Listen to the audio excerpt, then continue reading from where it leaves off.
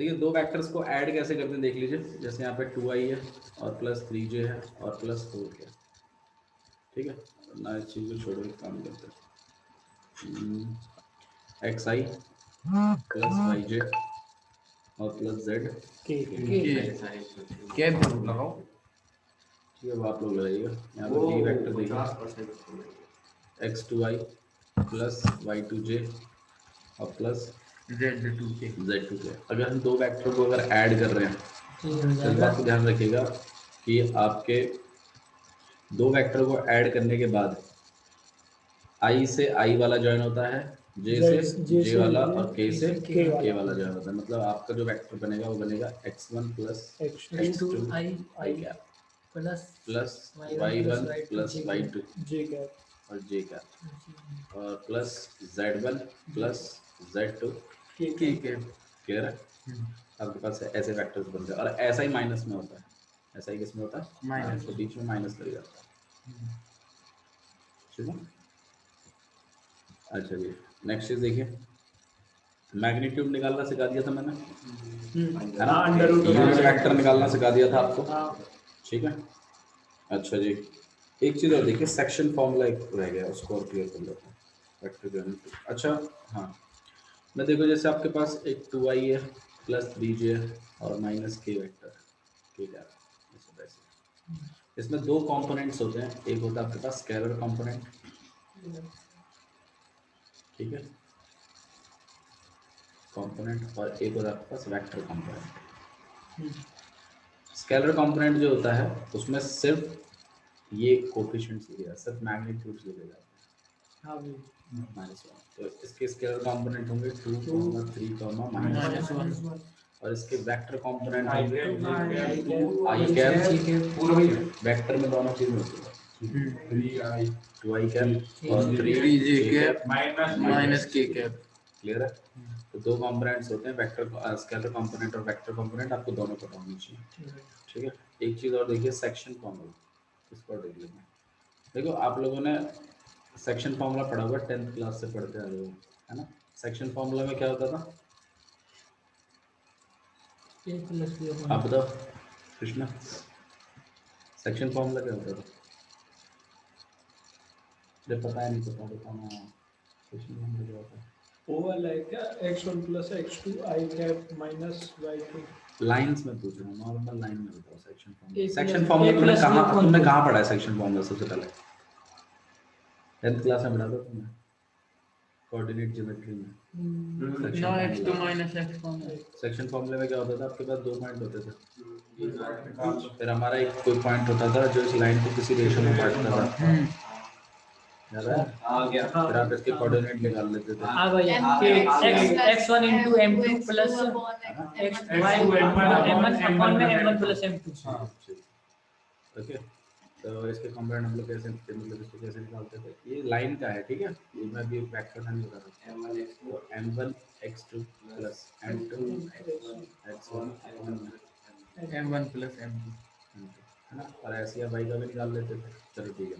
ये पॉइंट जब इंटरनली होता था तो हम ऐसे करते थे, लेकिन अगर कोई पॉइंट, फिर आपने 11th क्लास में एक और चीज़ पढ़ी थी, के रेशियो, नहीं के रेशियो में तो नहीं, जो उसमें पढ़ेगा 10th में, अगर कोई पॉइंट अगर एक्सटर्नली बांट रहा है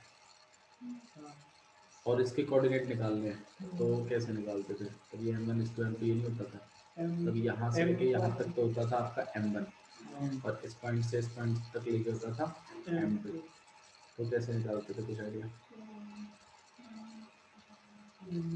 बोल दे चलो, पता है तो ठीक, नहीं पता तो बोल नहीं पता। इसमें क्या होता था, ज़्यादा से ज़्यादा जो एडवांसमेंट था वो बस खाली, अच्छा इस पॉइंट को एक्सटर्नली कहते थे, ठीक है ना। ये एक्सटर्नली बांट दिया इसने इन दोनों पॉइंट को। कैसे निकालते थे, m1 x2 minus m2 x1 upon में m1 माइनस, मतलब माइनस आ जाता था बीच में, इंटरनली में प्लस रहता था, क्लियर है। ऐसा आप लोगों ने लाइंस में पढ़ा था, ठीक है। अच्छा जी, now we are dealing with the vectors. तो ये वेक्टर में देख लीजिए, वेक्टर में भी आपके यही दो केसेस हैं, ठीक है। देखिएगा एक डायग्राम बना देते हैं, जैसे आपके पास यहाँ पे आपके पास दो पॉइंट हो गए, ठीक है। यहाँ पे Q है, यहाँ पर P है, और यहाँ पर एक और पॉइंट आया आपके पास R। ठीक है, अब हम इनके पोजीशन वेक्टर्स की बात करेंगे पोजीशन, क्योंकि पॉइंट नहीं होते, पॉइंट के पोजीशन वेक्टर्स हैं। तो ये एक वेक्टर हो गया, इसको हम A वेक्टर नहीं है, ठीक है, और एक और वेक्टर होगा आपके पास, इसको हम क्या बनाएंगे B वेक्टर। तो ये वाला जो वेक्टर है आपका जिसने बांटा है इसको हम फिलहाल के लिए R वेक्टर बना रहे हैं, ठीक है। तो ये जिस रेशियो में बांटा है यहाँ पर m/n रेशियो में बांटा है, तो इस पॉइंट के आप पोजीशन वेक्टर पता लगा सकते हैं। फॉर्म कैसी है आपके पास, ये O है, ठीक। तो आप लिखोगे O R vector equal to होगा, अब एक पोजीशन वेक्टर जो आर वेक्टर है ना वो होगा आपके पास, ये n को तो मल्टीप्लाई करना है इस वाले वेक्टर के साथ, ठीक है। तो n b vector plus M m A vector a vector, मतलब वही क्रॉस वाली बात होगी ना। अच्छा हाँ ठीक है, तो m a vector upon n plus n n plus n, m समझ में आया। आप इसको अगर m मानते हो इसको n मानते हो तो उसी हिसाब से शिफ्ट हो जाएगा, मतलब इसमें गलत नहीं करना है आपको मामला, ठीक है, क्लियर है। भैया एक क्वेश्चन आपने इसमें m और n माने हो उसको k रेशो 1 के उससे कर देते। हाँ के रेशो 1 से भी करते थे जब रेशो निकालना होता था, लेकिन जब आपने एक पोजीशन वेक्टर चाहिए था तो m1 m2 लेके तो करते थे, तब कहाँ लेके करते थे के रेशो 1, जब रेशो निकालना होता था तो के रेशो 1 लेके चलाते थे, है ना।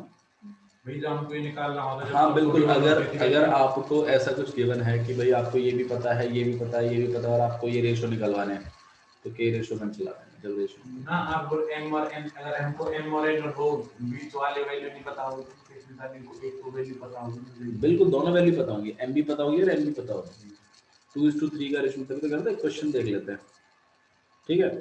तो एक क्वेश्चन देख लीजिए, जैसे ये आपके पास एक पॉइंट हो गया आपके पास 2i, एक वेक्टर हो गया पोजीशन वेक्टर इसका 2i प्लस 3j और प्लस के, और एक और पोजीशन वेक्टर हो गया that is i minus j और प्लस 2k, और मान लो कोई एक पॉइंट है इनके बीच में जो इनको 1:2 रेशियो में बांट रहा है, रेशियो बांट रहा है 1:2 में, और मैं इसका अगर पोजीशन वेक्टर निकलवाना चाहूँ तो निकलवा सकता हूँ, है ना।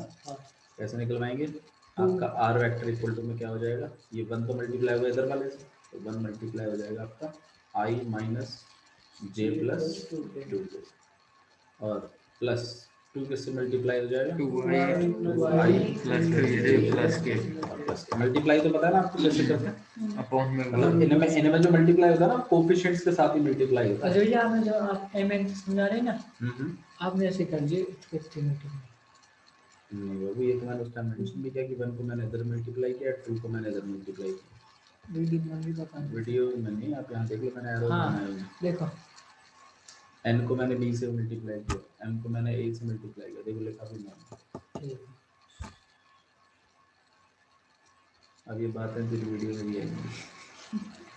चलो नहीं देखते हैं, ठीक है। फिर आपके पास यहाँ पे 1 प्लस में, ठीक है, तो 1 से मल्टीप्लाई कर लीजिए, देखिए आप मल्टीप्लाई करो कोएफिशिएंट्स को मल्टीप्लाई करना, ध्यान रखिएगा, ठीक i के और सबके साथ मल्टीप्लाई होगा तो ये सेम ही रहेगा i minus J plus 2k 2k, अब और यहाँ जाने का 4i के 6 प्लस 6j के प्लस 2k के अभी नहीं प्लस कर दो और अपॉन में 3 और यहाँ पे 3, अच्छा i वाला i के साथ, j वाला j के साथ और k वाला k के साथ ऐड करना था ना मैंने, जो दो वेक्टर्स को मैं ऐड करते हैं तो 5i ठीक है। 5g तो यहाँ पे कितना आ 6k जाएगा आपके पास 5i और प्लस 5j और प्लस 4k अपॉन में, और ये इन सबको अलॉट कर देंगे। देखो अभी ये वेक्टर नहीं है, वेक्टर के लिए i j के लिए अलग अलग चाहिए, ठीक है।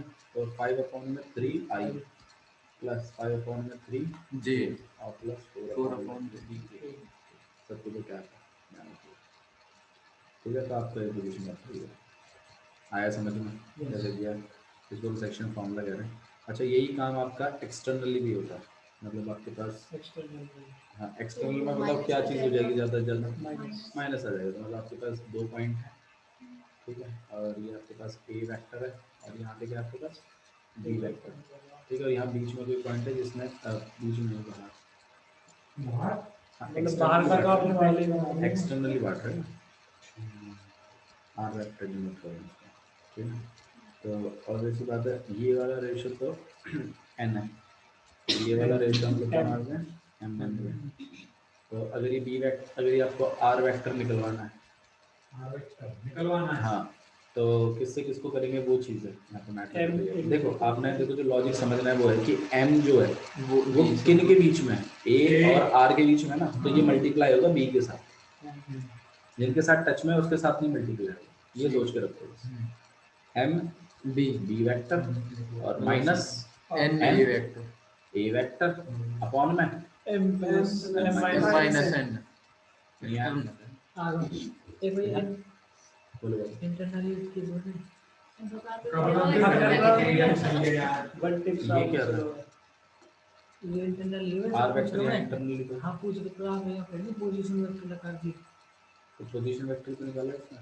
पोजीशन इंटरनली लगा है अरे ठीक है, डाउट है कोई बात नहीं, हाँ हाँ बोलो बोलो। पोजीशन वेक्टर इंटरनल वेक्टर एक पर जाएंगे। नहीं नहीं, इंटरनली वेक्टर कुछ नहीं है, इंटरनली बांट रहा है और एक्सटर्नली बांट रहा है, निकाल दोनों में पोजीशन वेक्टर भी रहेगा, ठीक है ठीक है।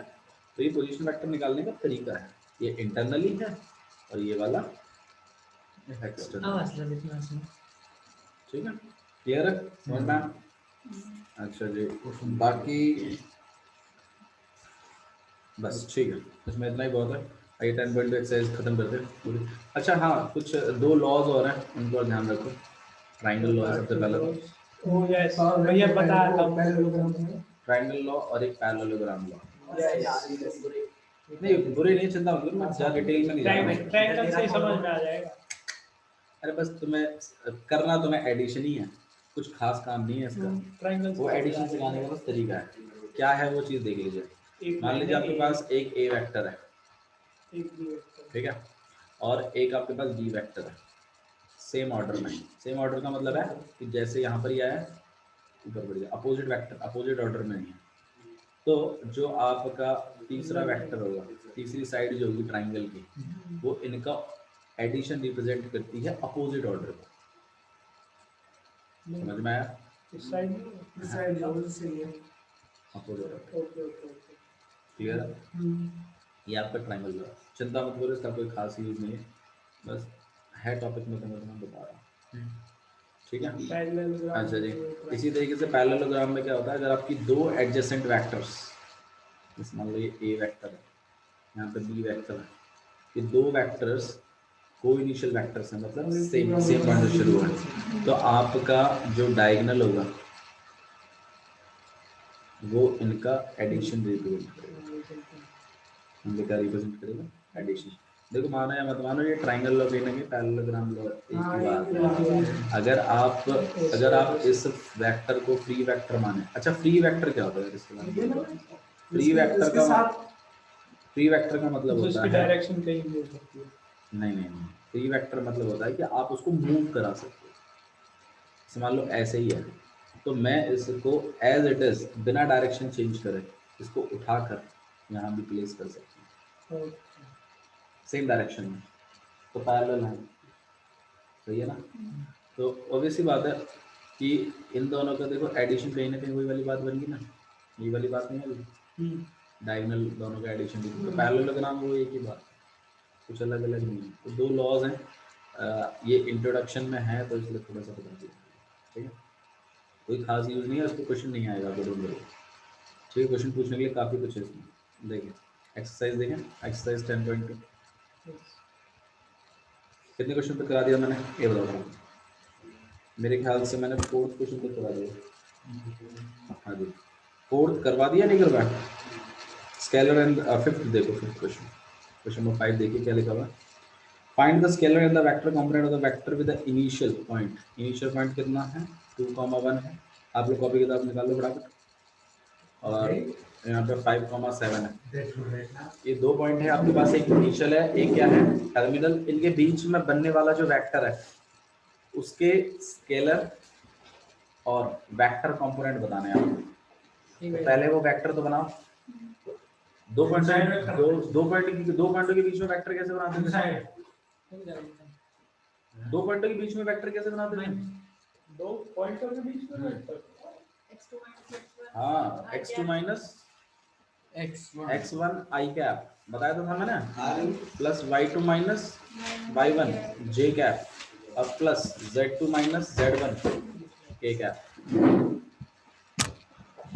ऐसे बनेगा जहाँ पे x1 y1 का रोल ये प्ले कर रहा है और x2 y2 का रोल ये प्ले कर रहा है। ठीक है,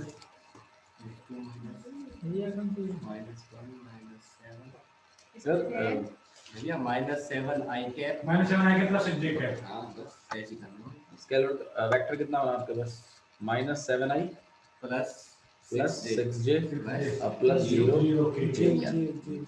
सॉरी। ठीक है, इसके स्केलर कंपोनेंट क्या हो जाएंगे आपके आगे के, इंट्रोडक्शन देना है उसको, 0 बताना है। वेक्टर कंपोनेंट क्या होगा, -7i 6 j कैप और यहाँ पे आपके पास 0 k कैप। ठीक है, ठीक है, प्लस नहीं लिखना है भाई, प्लस अगर भाई जेड ना हो तो अगर 0 पुट करें। हाँ जी, नहीं है तो आपको z ठीक है, क्योंकि हम यहाँ पे 3 एक्सेस की बात कर रहे हैं ना, स्पेस में डीलिंग हो रही है। ओके, क्वेश्चन नंबर 6 देखिए क्या लिखा हुआ, find the sum of it we can find the sum of this vector. फटाफट निकालो, तीनों वेक्टरों के सम निकालना है। ए वेक्टर है, हाँ जी करते चलो, 2j plus k। B vector कितना हो जाएगा आपके पास, -2i प्लस 4j और प्लस 5k। और सी वेक्टर हो जाएगा आपके पास i -6j और -7। फटाफट निकाल दीजिए इनका एडिशन। देखो एक अलग वेक्टर बनाएंगे डी वेक्टर, जिसमें A vector plus B vector plus C vector होंगे। तो आई देखो ब्रैकेट का इस्तेमाल किया करो, ठीक है, पहले आदत बनाओ थोड़ा। हालांकि इसमें कुछ खास रोल नहीं है ब्रैकेट्स का, बट आदत होनी चाहिए। तो इसमें करना क्या है, एडिशन करना है बस। बाबू देखो मैंने आपको पहले भी चैप्टर का नाम बताया था, वेक्टर अलजेब्रा है चैप्टर का नाम। मतलब आपने वेक्टर्स के बीच में एडिशन, माइनस और मल्टीप्लिकेशन ये करना। हम अलजेब्रा पढ़ रहे हैं वेक्टर्स का, ठीक है। तो इसमें यही चीजें होंगी, प्लस होगा माइनस होगा, यूनिट वेक्टर भूलेगा, सेक्शन फार्मूला लगाना पड़ेगा कहीं ना कहीं। कभी आगे चलिए आप देखोगे कि दो आपके पास डॉट प्रोडक्ट्स भी आएंगे, ठीक है, प्रोडक्ट्स आएंगे, 0 i कैप -4 -1 k। ठीक है, भाई माइनस है आया समझ में। अच्छा तुमसे एक सिंपल सा क्वेश्चन पूछूं, बताओगे?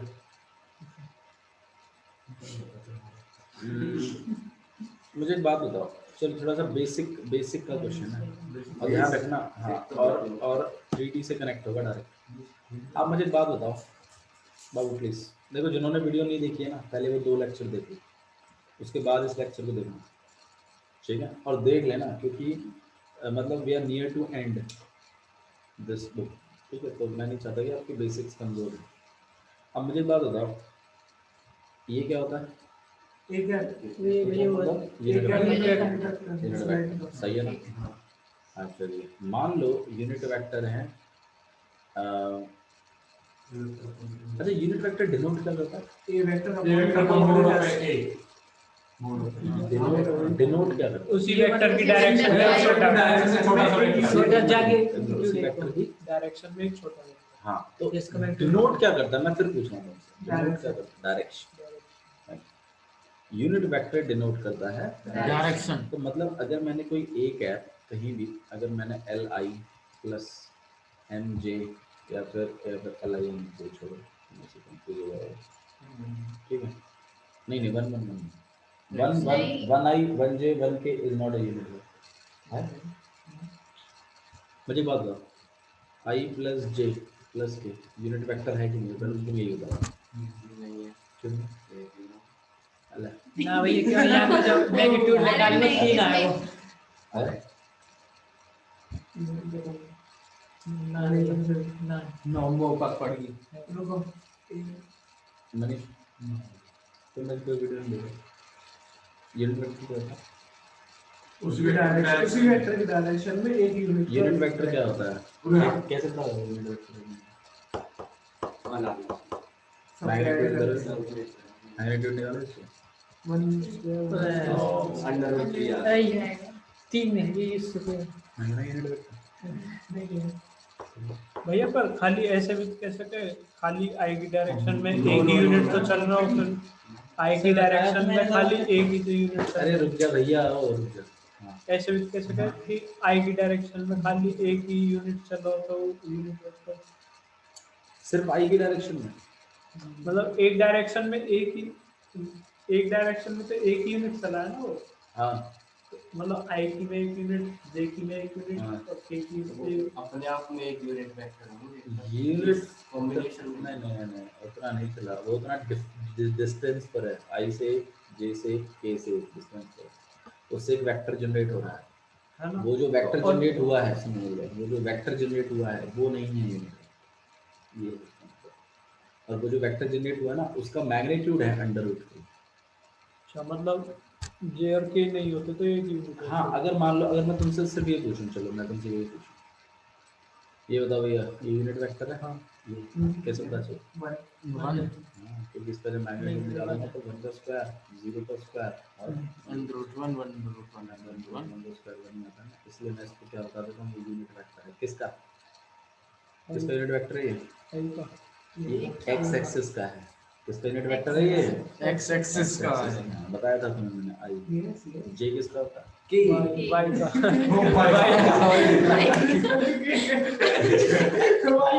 जे बाई एक्सिस का होता है। इस पर जेड को रहेगा ना। अरे उधर की जगह ही वाई पे। हाँ चलो चलो, अब मैं जो तुमसे पूछ रहा था वो तुमने मुझसे पूछा है।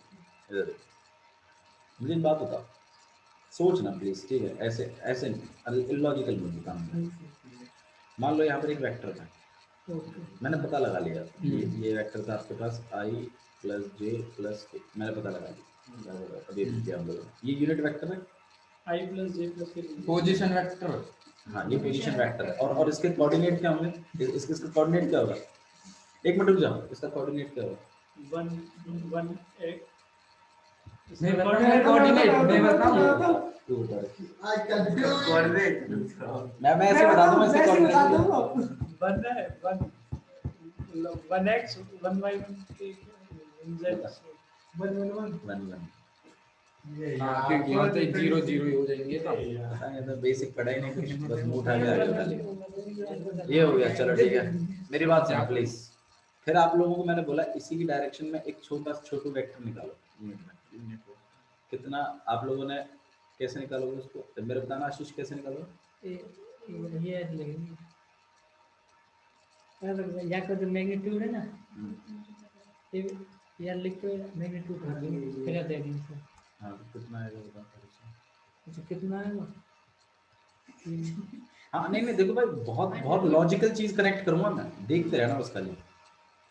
या सही है ना? अंडर रूट 3 तो निकाला थोड़ी देर पहले तुमने, अलॉट भी कर दोगे मेरे ख्याल से, राजी हो गए इसको एकदम। सही है, ठीक है। 1 अपॉन में अंडर रूट 3 और 1 अपॉन में अंडर रूट 3, ठीक है? कुछ गलत तो नहीं किया इसमें मतलब? ठीक है, तो मतलब ये जो चीज आई आशीष, ये क्या है? ये वो यूनिट वेक्टर, क्योंकि जब यहाँ को करेंगे वेरी नाइस, ये यूनिट वेक्टर है, राइट? अच्छा जी, तो ये यूनिट वेक्टर है। और यूनिट वेक्टर मेरे को अभी थोड़ी देर पहले ये बता रहा था कृष्ण की, वो सिर्फ क्या दिखाता? डायरेक्शन दिखाता है। तो ये जो बात लिखी हुई है, अच्छा L इक्वल टू में cos अल्फा भी तुमने पढ़ा है, M इक्वल टू में क्या होता है? cos बीटा भी तुमने पढ़ा है, और एन N इक्वल टू में cos गामा भी होता है। सही है ना? अरे हाँ है ना?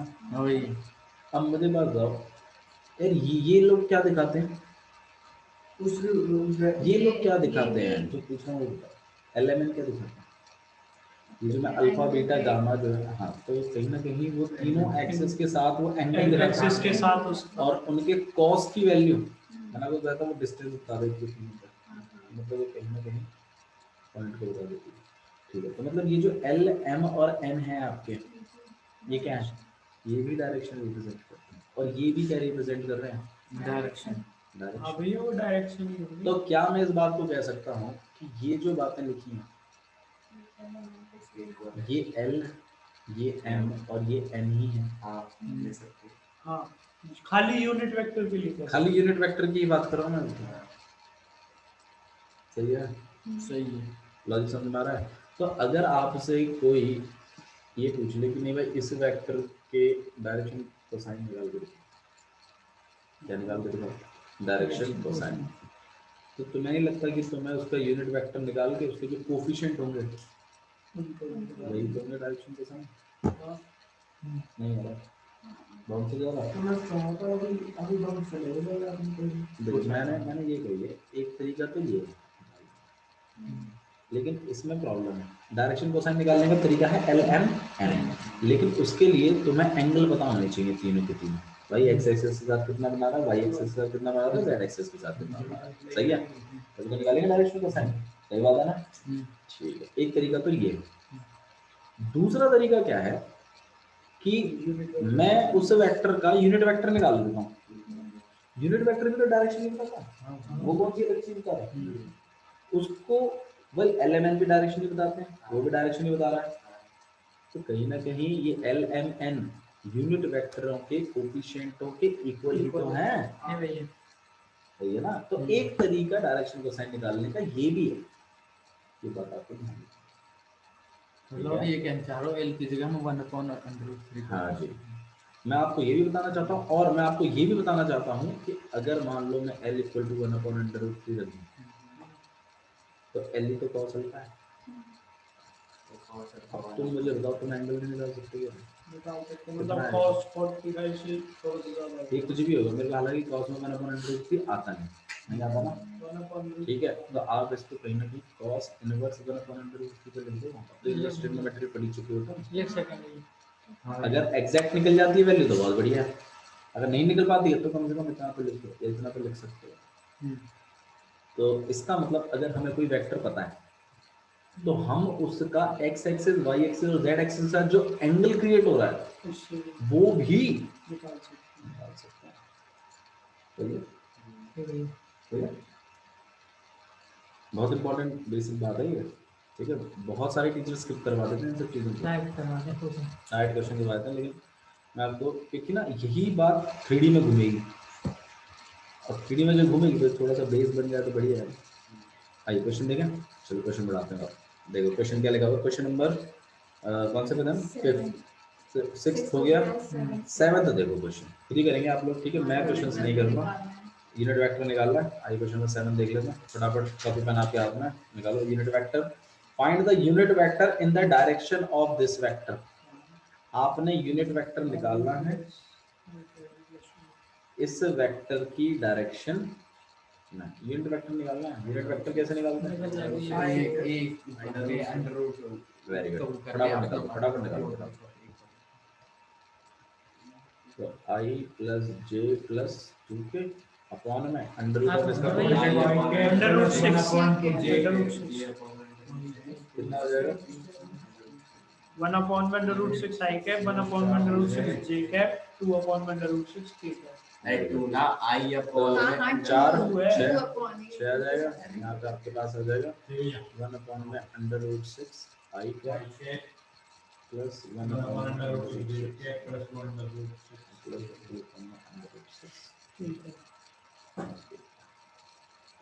आया समझ में? ठीक है, चलो एक और क्वेश्चन। अगर मैं तुमसे कहूँ इसी वेक्टर की डायरेक्शन में 8 मैग्नीट्यूड का वेक्टर होगा, इसी डायरेक्शन में आप क्या करेंगे, उसका यूनिट वेक्टर निकाल लो। सही है, यूनिट वेक्टर का मतलब था उसी वेक्टर की डायरेक्शन में एक मैग्नीट्यूड वाला, उसी वेक्टर को अगर मैं 8 से मल्टीप्लाई कर दूं तो 8 मैग्नीट्यूड। लॉजिक समझ में आ रहा है आपका? पहले यूनिट वेक्टर पहले उसके लिए यूनिट वेक्टर निकालना पड़ेगा। वेरी गुड, ठीक है ठीक है। चलिए क्वेश्चन अगला वाला देखते हैं। क्वेश्चन नंबर 8 देखो क्या लिखा हुआ। क्वेश्चन नंबर 8 लिखा, find the unit vector in the direction of P Q vector whereas P point ये है और क्यू पॉइंट ये है। भाई बहुत जल्दी सवाल है, बैठ के फटाफट निकाल दो। 1 2 3 एक पी पॉइंट है, एक आपके पास क्यू पॉइंट है, कोऑर्डिनेट है 4 5 और 6। आपसे बोला है यूनिट वेक्टर निकालिए पी क्यू वेक्टर की डायरेक्शन में। तो पहले पी क्यू वेक्टर तो बना लो। पहले आप क्या बनेंगे, पी क्यू वेक्टर बनाएंगे, और पी क्यू वेक्टर बनने के बाद उसी की डायरेक्शन में एक यूनिट वेक्टर नहीं है, निकाल दो बड़ा डायरेक्ट ही बना दीजिए, ज्यादा इसमें डिटेल में हाँ, नहीं है। 4 - 1 कितना हो जाएगा, 3i प्लस 3 और 5 - 2 कितना हो जाएगा, 3 हाँ जी, और 3 3 के डिवाइड भी कर लो 27 नहीं 27 क्या आएगा, 27 भी 3 बार है, 18 आएगा। अच्छा क्यूब भी कर रहा हूँ मैं, 27 होता है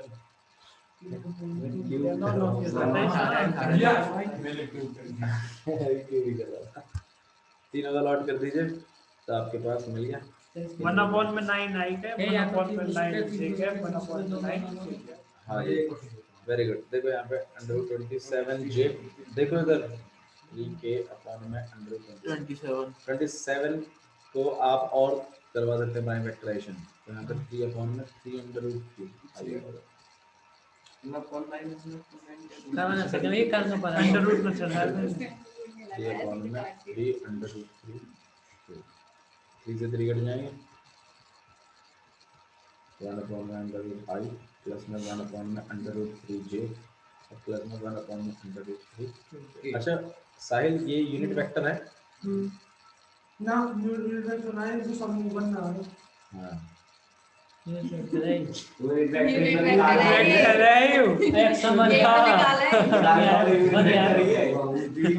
ये ऐसी वेक्टर है, ये पी क्यू वेक्टर का यूनिट है। आपने कहीं पिछले क्वेश्चन में 8 मैग्नीट्यूड को वेक्टर है, भाई हमको वेक्टर ले लो, अगर हम 8 को मल्टीप्लाई करते हैं क्वेश्चन निकल जाएगा। ना वहाँ वेक्टर अगर तुम कर दोगे मल्टीप्लाई तो वो कितने मैग्नीट्यूड का होगा मालूम, डिवाइड ना, जैसे हमें वहाँ तो यूनिट वेक्टर निकाल के सुनो सही, क्वेश्चन में दे रहा है कि 8 मैग्नीट्यूड का वेक्टर है, 8 मैग्नीट्यूड का ये वेक्टर है। हाँ हाँ अगर हम 8 से डिवाइड कर दो तो 1 यूनिट होता है, हाँ जी तो फिर हम देख सकते हैं कि दे सके क्यों नहीं दे सके, ठीक है। क्वेश्चन नंबर 9 देखिए,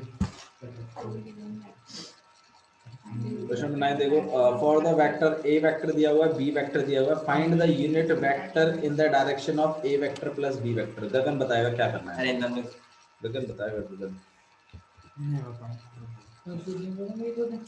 नो भैया ए वेक्टर गिवन है, हमें बी वेक्टर गिवन है, find the unit vector in the direction of vector. Best तो यहाँ में रुक जाओ मैं बताऊं, यहाँ में के हम जीरो हो जाएगी तो हम मैं कहाँ पूछ रहा हूँ तो कहाँ करना है, कैसे करना है वह मत बता दो, कहाँ करना पहले वह यूनिट वेक्टर निकाल लेंगे ना। मैं बताऊं, मत पूछो क्या अंग्रेजी पढ़नी ना बिना आवे यार, मत पूछो तुम, एक वेक्टर यूरो यहाँ पे वेक्टर यूरो रिजल्टेंट बाय प्लस b को यहाँ पे निकालना है डायरेक्ट। हाँ वहाँ मैं कहाँ करना यहाँ दो है, वेक्टर करेंगे ना, प्लस कर देंगे और फिर और वहाँ जो मैग्नीट्यूड से डिवाइड कर देंगे। जो आपका देखो उसने बोला है, देखो क्वेश्चन नहीं पढ़ा, for the given vector A vector और बी वेक्टर दिए हुए हैं, find the unit vector in the direction of A vector plus B vector. A vector plus B vector की डायरेक्शन में यूनिट वेक्टर बताना है, पहले A vector plus B vector तो बनाओ, उसका जो वेक्टर बन गया आएगा, मान लो वो सी वेक्टर बन गया, मैंने एक और वेक्टर बना दूंगा वहां से सी वेक्टर, और फिर उस सी वेक्टर का आपने यूनिट वेक्टर निकालना, उसकी डायरेक्शन समझ में आया, ये खुले ना गगन क्लियर के है? भी आना चलो फटाफट कर दिया, ले तू ले देख करा नहीं करा रे। ए वेक्टर देख लीजिए कितना आपके पास, 2i - j और प्लस 2k। बी वेक्टर क्या है आपके पास, -i प्लस j और -k। क्या बोला उसने, दोनों का ऐड करवा दो, दोनों को ऐड करवा, दोनों का ऐड करवा रहे हैं भैया, कितना आ जाएगा i और j तो खत्म ही हो गया, जीरो तो 0j और प्लस k k है। अब इसको मान लो मैंने एक सी वेक्टर बना लिया, लिखने को आप ऐसे भी लिख सकते हो, लेकिन मैं चलो और अच्छे से लिखने के लिए सी वेक्टर बना लिया। अब इस सी का क्या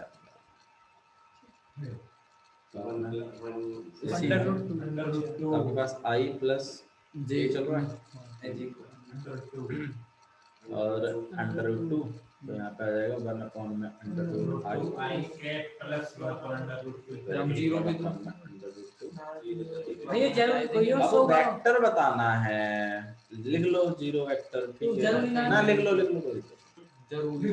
लिख लो नहीं लिख लो एक ही बात है, उसका नंबर नहीं कटेगा रोल करें, अनटिल एंड अनलेस आपसे स्केलर और वेक्टर कंपोनेंट ना पूछे जाएं तो नेक्स्ट देखिए क्या लिखा हुआ है question number 10 find a vector in the direction of this which has a magnitude of 18 पहले यूनिट वेक्टर निकाल के पहले आठ इसका से यूनिट बचा। वेक्टर मैं 8 निकालिए ट्राई करता हूँ। तो ठीक है तो 8 और उसको एक अलग वेक्टर बनाइएगा ध्यान रखिएगा ठीक है करके दिखाना है नो कर सकते हैं ना कर सकते हैं। ठीक है नेक्स्ट क्वेश्चन देखिए क्वेश्चन नंबर 11 हाँ भाई कोलिनियर वेक्टर कैसे दिखाते हो आप लोग इक्वल इन वैल्यू में टू देखिए इक्वल आंसर वेक्टर्स में ना कोलिनियर का मतलब अलग चीज होती है कोलिनियर का मतलब है पैरेलल दिखा दो क्या दिखा दो इनको रेशो सेम आ जाएगा भाई मतलब के डायरेक्शन कोसाइन निकाल लो और डायरेक्शन कोसाइन को क्या कर दीजिए इक्वल इक्वल दिखा दीजिए हाँ समझ में आया आ गई है। ठीक है तो आप इनके फटाफट डायरेक्शन कोसाइन निकालो और दोनों के डायरेक्शन कोसाइन को देखो कैसे निकालते हैं वो तो आप जानते हो डायरेक्शन कोसाइन कैसे निकालते हैं आपको कोई एंगल वैंगल दिया नहीं एक्सिस के साथ एक मात्र सहारा है तुम्हारे पास यूनिट वेक्टर के कोएफिशिएंट जो होते हैं वो भी तो डायरेक्शन कोसाइन से होते हैं निकालो फटाफट प्लस 4 को 16 नो के 16 नो के नहीं बहुत बड़ा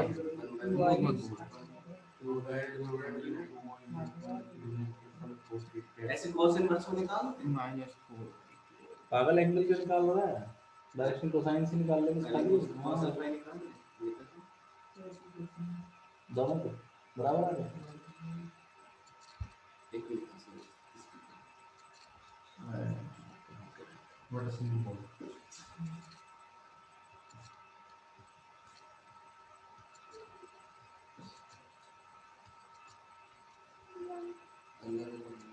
अलग लगा रहे दोनों के तो भी गाना कोई नहीं है अरे रुक जाओ इतनी जल्दी क्या है ये नहीं कोलिनियर है ये चलो तो कितने नाम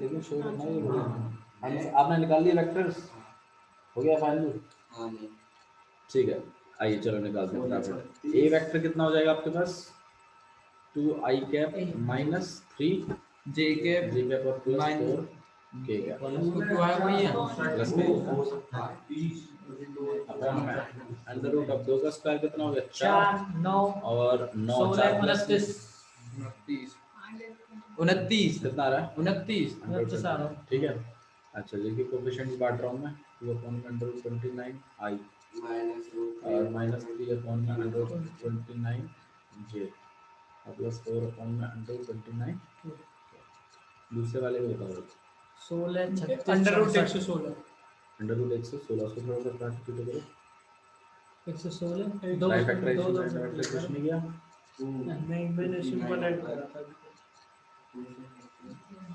कहाँ भी 116 को 116 अंडर रूट में अरे 16 को है तो अंडर रूट 29 हाँ तो करो ना उसको कर दिया जब भी को ना है अरे है वो दो तो कर देंगे ऊपर ले माइनस 2 आई के पार है चलो ठीक है प्लस 6j और माइनस 8 अपॉन में अंडर रूट कितना आ गया 116 तो यहाँ पे आपने माइनस 4 अपॉन में अंडर रूट 116 आई और प्लस में यहाँ पे कितना आ गया आपके पास 6 ये अपॉन में अरे रुक जाओ ठीक है यहाँ पे आपके पास आएगा आप जैसे -4 अपॉन में अंडर रूट 29 और यहाँ 2 आ जाएगा सही है ना और प्लस में 6 अपॉन में अंडर 29 2 आ जाएगा माइनस 8 अपॉन में 2 अंडर रूट 29 आ जाएगा ओके यहाँ पर जो यहाँ पर आई 2 से अगर आप कॉमन इसको काटा पीटी कर भी देते हो तो आपके पास कितना आएगा यहाँ पर माइनस आई अपॉन में माइनस 2 अपॉन में अंडर रूट 29 प्लस 3 अपॉन में अंडर रूट 29 और माइनस 4 अपॉन में अंडर रूट 29 के सही है अपोजिट डायरेक्शन में ठीक है हाँ जो अब यहीं तो आपको सोचना है अगर आप माइनस कॉमन निकालते हो तो एज इट इज ऐसे ही आ जाएगा कोलिनियर है अपोजिट ना भैया डायरेक्शन पे कोलिनियर यहाँ एक और बात है तो ये तो देखो ऐसा ये पूरी डायरेक्शन में आ रहा है बस हाँ हाँ पेन दिखाना नेगेटिव तो क्या होगा, एक वेक्टर ऐसा है, एक वेक्टर ऐसा है। पैरेलल वेक्टर मैंने आपको बताया कि अगर अपोजिट में होते हैं तो भी कोलिनियर हो सकते हैं, एक ही डायरेक्शन में है तो भी कोलिनियर हो सकते ओके हैं, ये भैया। अपोजिट डायरेक्शंस में है तो भी कोलिनियर है। ठीक है। अच्छा जी, वैसे आपके इसमें उन्होंने कुछ होता है जो भाई बाद में जाएगा। हाँ जी देखो एक चीज, हाँ एक चीज और देख लेते हैं।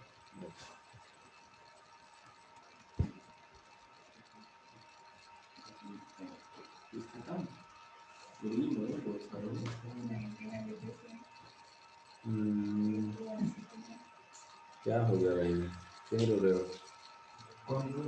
तुम लोग ठीक है, समझ में आया? ये प्रोसेस आपको समझ में आया? हाँ भैया। अच्छा जी, नहीं रुक जाओ, ये ठीक है। दूसरी चीज एक और देखो, ये तो हम काफी डेप्थ में चले गए, ठीक है।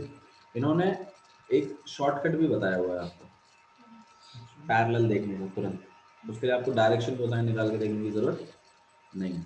उन्होंने क्या बताया एनसीईआरटी वालों ने, एनसीईआरटी वालों ने ये बोला है कि मान लीजिए जैसे ये आपके पास एक वेक्टर है a1 i plus b1 j और प्लस c1 A1/A2 k। अरे रुक जाओ, हाँ a2i प्लस b2 j और प्लस c2 k। तो आप क्या कर दीजिए, इन दोनों के रेशियोज अगर ऐसे हो जाए ना, a1/a2 इक्वल हो b1/में b2 के और इक्वल हो c1/ में शुरू में आप तो भी आप लाइनों को क्या बना सकते हैं, पैरेलल पैरेलल बना सकते हैं। बाद में तो भाई मैं आपको ये चीज सिखाना चाहता था। वो तो मैं शुरू करवा रहा हूँ। तो कोई बात नहीं है। अरे भैया अगर हम ये चीज ना करते तो आपको डायरेक्शन को साइंस की इंपॉर्टेंस समझ में नहीं आती। मैं आपको जानबूझ के इधर लेके गया कि भाई देखो इधर डायरेक्शन देखो, और जब डायरेक्शन आप लोग देखे फिर मैंने आपको एक फॉर्मूला बता दिया, देखिए ये इसको करने की जरूरत नहीं है, ऐसे नहीं कर सकते। तो आपको ये सब बातें याद रहेंगी। देखो इससे डायरेक्शन को साइंस के ना बेसिक्स मजबूत होते हैं। ठीक है, आइए नेक्स्ट क्वेश्चन देखिए। अच्छा हाँ, एक चीज और सुन लो। जैसे मान लो आपके पास एक ए वेक्टर है और अगर आप किसी कांस्टेंट को मल्टीप्लाई कर दो, जैसे मान लो एक आपके पास है i प्लस j और प्लस 3k, ये ए वेक्टर है मान लो। और अगर मैं एक ऐसा वेक्टर बना दूँ आपके पास जैसे 2 ऑफ ए वेक्टर, 2 से मल्टीप्लाई करो तो कितना हो जाएगा 2i प्लस 2j और प्लस 6, सही। तो ध्यान रखिएगा ए वेक्टर पैरेलल होगा किसके, समझ में आया? हाँ। और क्यों होगा, रीजन का? दो उसी का मल्टीपल क्योंकि मैंने सिर्फ उसका क्या बनाया है, मैग्नीट्यूड मैग्नीट्यूड बनाया, डायरेक्शन तो नहीं बदली, डायरेक्शन वही है, कैसे बदल जाएगा? ठीक है, ध्यान रखें इन सब बातों का। ठीक है, ओके नेक्स्ट क्वेश्चन देखिए। हाँ जी बोलिए। जब A वेक्टर और B वेक्टर आपस में इक्वल हो गए, इक्वल हो गए, हाँ जाएंगे दोनों एक दूसरे पे। हाँ जी, अगर इक्वल हो गए तो ये पैरेलल हो गए, सब हो गया। दो वेक्टर तभी इक्वल होते हैं जब उनके आगे के कोफिशिएंट्स एग्जैक्टली सेम हो जाते हैं। वही पहले कैसे Exactly जाएंगी? same, हैं? पहले कैसे जाएंगी, दूसरे को ऊपर जाएंगी। अब 3D में 3D में समझ यही समझ लागे ना बट ठीक है भाई, कोफिशिएंट्स तो सेम हो जाएंगे ना, दोनों को अपन अपॉन में कर दो तो वन आएगा, 1 1 1 1 1 1। ध्यान रखेंगे आप इस बात का, पक्का? Yes, कोई तकलीफ भैया। तो नहीं है इसमें? नो नो भैया। अब वो काफी हो गया, बस अगला। क्वेश्चन नंबर 12 आप कर सकते हैं, डायरेक्शन कोसाइंस निकालने हैं, सब कुछ करेंगे ही करेंगे। मतलब LMN निकालने हैं आपने। ठीक है, यूनिट वेक्टर निकालिए, हाँ, यूनिट coefficient वेक्टर के का। कोफिशिएंट्स ही आपके पास LMN है। इंटरनली ठीक है, okay find the direction cosine of the vector joining this and this directed from A to B। तो A to B आपने पहले एक वेक्टर जनरेट करवाना है और फिर उनके क्या निकाल देने हैं, डायरेक्शन हुई तो मतलब LMN। यूनिट वेक्टर निकाल के फिर उसके ओके भैया। क्वेश्चन नंबर 14 देखिए क्या लिखा हुआ है। Show that this vector is equally inclined on the axis of OX, OY and OZ। भाई OX, OY और OZ के साथ इक्वली इंक्लाइंड हैं, तो मतलब आपने एंगलों तक निकालना है मामला। ये समझ लो जो मतलब डायरेक्शन कोसाइन पे भी छोड़ देना, एंगल निकालो। भैया और एंगल निकल एक मिनट और एंगल निकलने के बाद फिर उनके जब अल्फा बीटा गामा सेम आ जाएंगे ना तब होगा क्वेश्चन। ठीक है, क्वेश्चन नंबर 15 सिंपल है, इंटरनली और एक्सटर्नली आपने दोनों पॉइंटों को ज्वाइन करवाना है। ओके भैया 16 भी आप कर सकते हैं, find the position vector of the mid point of these two vectors, वही इंटरनली वाला ही है। चलो क्वेश्चन नंबर 17 देखिए, show that A B C आपके पास तीन पोजीशन वेक्टर्स दिए हुए हैं from the vertices of right angle triangle, show that these points are position with position vector दे रहे हैं, राइट एंगल के वर्टाइसेस हैं। देखो इस वाले को देख लो, आपके पास तीन पॉइंट्स हैं, एक एक मिनट लेट मी कंप्लीट। ये ए वेक्टर है आपके, मतलब ये पोजीशन वेक्टर्स दिए हुए हैं आपको तीन वर्टाइसेस के, तो भाई ये वाला दिया है, ये पोजीशन वेक्टर और ये पोजीशन वेक्टर ऐसे दिए हैं। यहाँ पर ये ए वेक्टर है, ये बी वेक्टर है और ये सी वेक्टर है, और आपको बोला शो करो कि ये राइट एंगल ट्राइंगल के वेक्टर्स हैं। तो आपने क्या करना है, आपने ए बी वेक्टर बनवा लेना है, आपने क्या करना है बी सी वेक्टर बनवा लेना है। भाई दो पॉइंट तो बताएंगे तो मैं भैया निकलो ये बाहर निकाल के फिर और एक और कर देंगे। भाई देखो, आपको ए वेक्टर का पोजीशन वेक्टर पता है, तो 3i - 4j और -4k। अब मुझे कोई ये बता दो वेक्टर है, ठीक है, अरे इस पॉइंट का नाम क्या होगा, नाम इस पॉइंट को कोऑर्डिनेट करेंगे, 3 ऐसे इसके निकाल देना, ऐसे इसके निकाल देना, पोजीशन वेक्टर जो मतलब कोऑर्डिनेट निकल गया, कोऑर्डिनेट निकलते दो कोऑर्डिनेट के बीच में निकाल देंगे वेक्टर, तो हमें आता ही है। इसका भी निकाल देना, इसका भी निकाल देना, इसका भी निकाल देना, स्क्वायरिंग कर लेना, मैग्नीट्यूड निकाल लेना, मैग्नीट्यूड को स्क्वायर बार करते रह के देख लेना।